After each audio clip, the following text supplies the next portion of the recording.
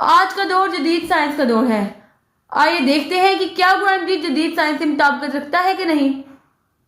مشہور سائنسدان Albert Einstein کا کہنا تھا، مذہب سائنس کے بغیر لنگڑا ہے اور سائنس مذہب کے بغیر اندھی ہے۔ جہاں تک قرآن مجید کا معاملہ ہے، قرآن مجید سائنسی کتاب نہیں بلکہ یہ سائنس یعنی نشانیوں کی کتاب ہے۔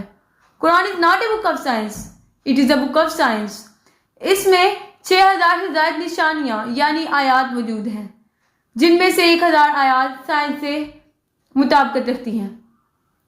جہاں تک قرآن مجید اور جدید سائنس کے بارے میں میری گفتگو کا تعلق ہے، میں بات کا آغاز فلکیات سے کروں گی۔ چند ہے یا بیشتر ہی سائنسدانوں اور ماہرین فلکیات نے ہمیں بتایا کہ کائنات کس طرح وجود میں آئی۔ وہ اس نظریے کو عظیم دھماکہ یا بگ بینگ کہتے ہیں۔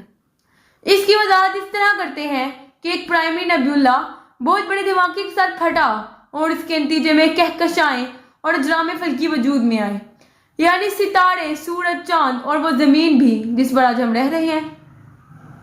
یہ ساری معلومات قرآن مجید میں نہایت اختصار کے ساتھ 1400 سال پہلے ہی بیان کر دی گئی ہیں۔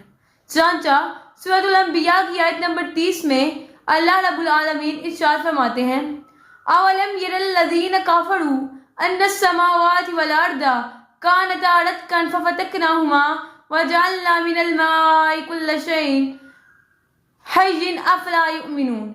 کیا وہ لوگ جنہوں نے کفر کیا غور نہیں کرتے کہ یہ سب آسمان اور زمین وہاں ملے ہوئے تھے، پھر ہم نے انہیں جدا کیا اور پانی سے ہر زندہ چیز پیدا کی، کیا وہ ہماری اس اخلاقی کو نہیں مانتے؟